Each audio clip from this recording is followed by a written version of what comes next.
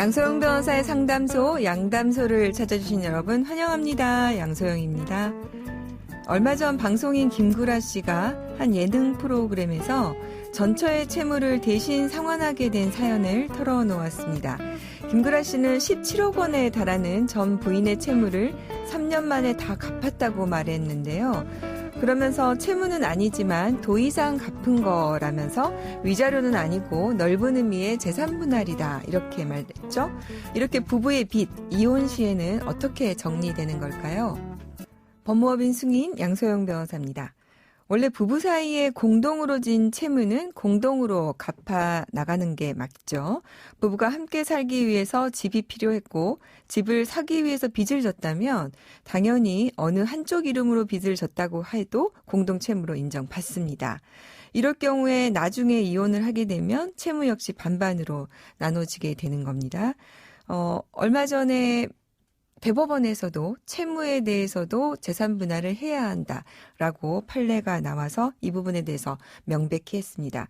쉽게 말해서 상환 책임도 부부 둘에게 모두 주어진다는 겁니다. 반대로 그런데 각자가 따로 자신이 필요해서 진 빚, 이럴 경우에는 이혼을 하더라도 재산 분할에서 제외되는 경우가 있는데요. 이럴 경우에는 빚을 진 배우자 일방이 돈을 갚아야 됩니다. 김구라 씨 전처는 친언니에게 자신의 이름으로 돈을 빌려줬고 받지 못했다고 합니다. 이에 대해서 이제 본인의 책임만이 있는 경우 해당한다고 볼 수 있는데요. 이런 채무는 공동채무가 아니라고 볼 수 있습니다. 그래서 재산 분할에도 포함되지 않는데요. 김구라 씨에게 결국 상환 책임이 주어지지 않을 텐데 김구라 씨는 이 빚을 대신 상환했다고 받기 때문에 넓은 의미의 재산 분할이다라고 얘기를 한 것 같아요. 또 이게 이제 또 이 위자료라고 얘기를 하면 마치 사람들이 무슨 큰 잘못을 했기 때문에 17억이나 주고 이혼을 했을까라고 또 생각할 수가 있고요. 저희가 이렇게 상담을 하고 얘기를 하다 보면 이혼하면은 주는 금액을 그냥 통틀어서 위자료라고 얘기를 하셔서 오해가 되는 경우가 있는 것 같습니다. 그런데 위자료라는 것은 우리가 잘못한 사람이 지급하는 것이 위자료고요. 재산을 정리하는 것은 재산 분할이거든요. 그래서 이렇게 금액이 큰 경우는 대부분은 재산 분할에 해당하는 경우가 많고 위자료는 법원에서 인정되는 경우에 보통 5천만 원 상한인 경우 많아봐야 1억 넘어서는 경우가 거의 없거든요. 그래서 이 부분도 조금 명확하게 구별하고자 하는 의미에서 김구라 씨가 이렇게 얘기한 것 같습니다.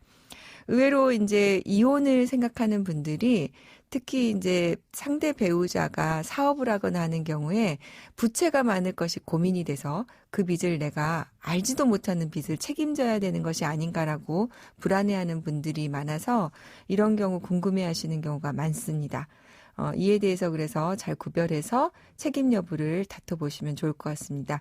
양담소에서 함께 나눠볼 법률 궁금증이 있으시다면 YTN 라디오 양소영 변호사의 상담소 홈페이지에 남겨주시면 됩니다. 화나고 답답하고 억울한 당신의 법률 고민 함께 풀어볼게요.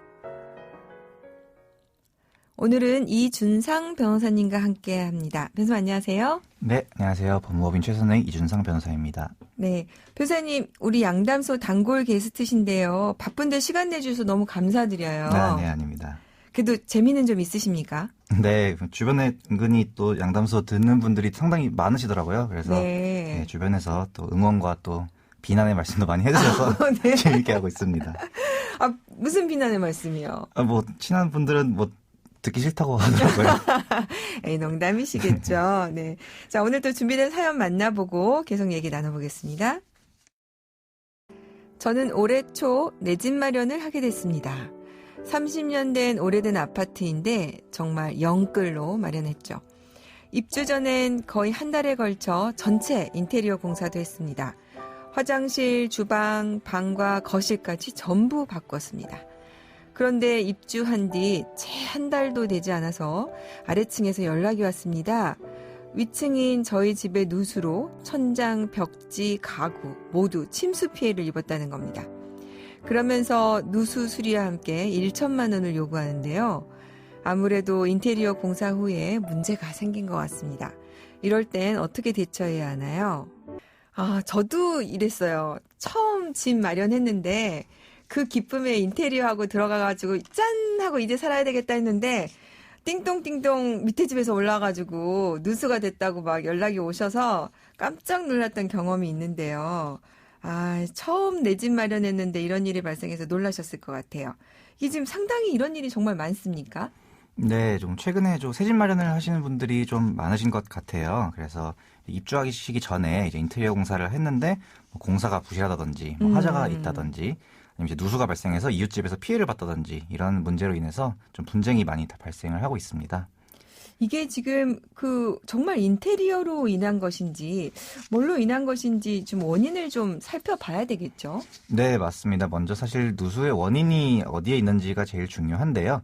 이제 뭐 인테리어 업체에서 부실 공사를 해서 뭐 생긴 거라면 당연히 이제 인테리어 업체의 책임일 것인데 뭐 예를 들어서 배관이 뭐 아파트 공용 배관에서 누수가 발생했다. 또 이러면 이제 아파트 관리 주체에서 책임을 질 것이고요. 네. 그래서 예, 누수 원인에 따라서 배상 주체가 좀 달라질 것 같습니다. 그러게 여기 지금 30년 된 오래된 아파트라고 하니까요. 자, 그런데 이제 만약에 인테리어 업체의 부실 공사로 인해서 발생을 했다면 이때는 그러면 인테리어 업체에 대해서 손해배상 청구가 가능할까요? 네, 맞습니다. 일단 인테리어 업체 측의 이제 부실 공사로 인해서 하자가 발생이 됐다면 이제 업체에 먼저 보수 공사를 해줄 것을 이제 요구를 해볼 수가 있고요. 네. 또 금전으로 또 손해배상을 청구를 하실 수도 있습니다. 근데 이제 하자가 이제 실제로 발생한 게 맞는지, 뭐 누구 때문에 발생했는지, 또 그 하자 때문에 뭐 손해배상 액수가 얼마인지 이런 경우에 대해서 이제 업체에서 인정하지 않는 경우가 많아요. 그렇죠. 예. 네. 그리고 이제 또 시간이 좀 지나다 보면 이제 하자가 과연 이제 인테리어 업체가 공사를 하면서 그 하자가 발생하였는지 아니면 입주민이 이제 그 뒤에 거주를 하시는 과정에서 하자가 발생했는지 이 부분이 좀 불분명해지는 경우도 많습니다. 그래서 이제 하자를 발견하셨을 때 반드시 이제 그 부분을 즉시 이제 사진이나 동영상으로 남겨두셔야 되고요. 네. 인테리어 업체랑 이제 통화하셨거나 뭐 대화하신 내용을 계속 이제 나중을 대비해서 보관을 해두셔야 되겠습니다. 그러니까 공사하는 기간 동안에 발생되는 부분들을 좀 순서대로 그래도 중간중간에 좀 점검하면서 근거를 좀 남겨놓으셔야 되겠군요. 네네. 근데 이제 이런 거 많이 물어보세요. 대금이 이제 몇 차례에 걸쳐서 이제 하는데 이때 이제 대금 마지막 보통 이제 잔금을 치러야 되는 상황인데 이거를 줘야 되는지 말아야 되는지 뭐 하자 문제가 했는데 업체에서는 빨리 어쨌든 정해진 거니까 돈을 줘야 되는 거 아니냐 막 이렇게 하는데 이때 어떻게 하는 게 좋을까요?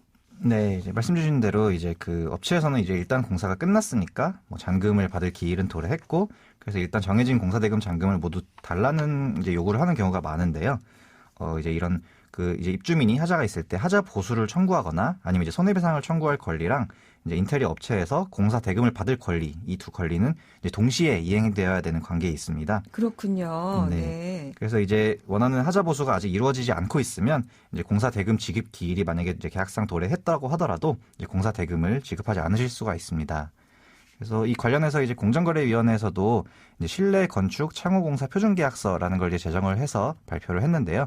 이 표준계약서에 따르더라도 소비자는 시공업자가 하자를 보수하거나 뭐 하자 보수에 가름하는 금액을 지급할 때까지는 그에 상응하는 공사 금액의 지급을 거절할 수 있다라는 규정을 명시적으로 두고 있습니다. 아, 네. 공정위에서도 이런 기준을 마련을 하고 있군요. 네. 그러니까 변호사님이 말씀하신 대로 이제 동시 이행 관계라는 것이 그쪽에서 해주지 않으면 나도 이걸 안 해도 되는 그런 관계를 동시 이행 관계라고 하는 거죠. 네네, 맞습니다. 네.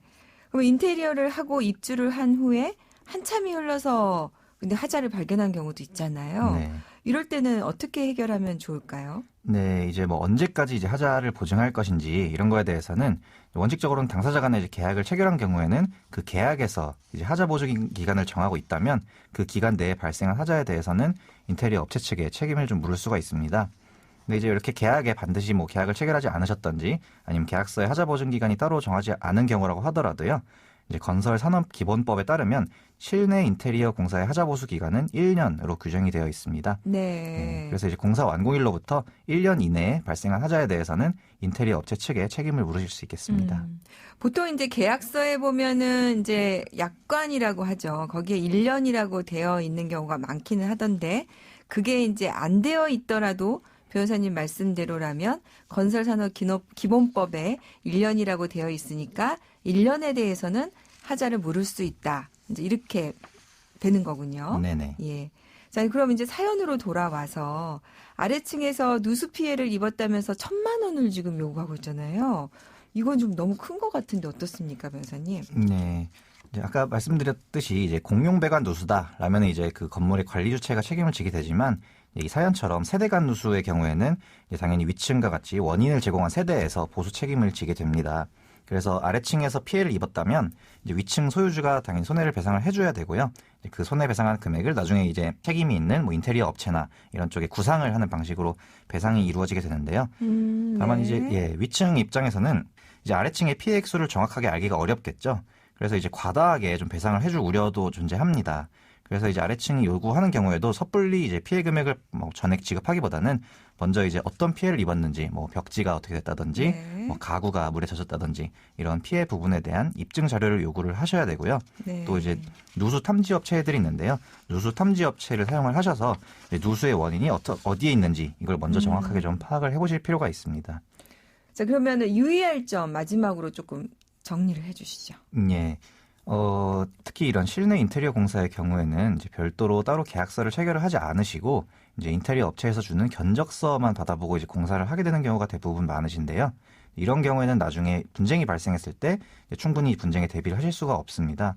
그래서 이제 인테리어 업체 측에도 이제 계약서를 좀 명시적으로 작성해 줄 것을 좀 요구를 하셔야 되고요. 네. 네, 이제 그 계약서 내용을 보더라도 그 아까 말씀드린 하자 보증 기간이 적당하게 잡혀 있는지 또 만약에 원하는 기일보다 이제 공사가 지연되는 경우에는 그 인테리어 업체에서 지체 보상금을 뭐 지급을 하는 규정이 있는지 이것도 중요하죠. 네네 네. 이런 규정들을 확인을 하셔야 됩니다. 그리고 이제 특별히 뭐 어떤 자재를 써달라 또 어떤 설계를 해달라 이렇게 요청하는 경우가 요즘은 또 많으신데요. 네. 예, 특별히 좀 중요한 자재나 설계에 대해서는 반드시 계약서에 명시해서 나중에 분쟁을 좀 없도록 하실 필요가 있겠습니다. 네. 네, 그리고 이제 요즘엔 또 인테리어 공사 액수가 좀 많아지는 경우가 있어요. 이게 1,500만 원 이상의 인테리어 공사에 대해서는 반드시 건설산업기본법에 따라서 그 업체에서 실내 건축 공사업 등록을 해야 됩니다. 네. 네, 이제 등록이 만약에 되게 되면 그 업체는 그 법률상 일정한 자본금을 갖춰야 되고요.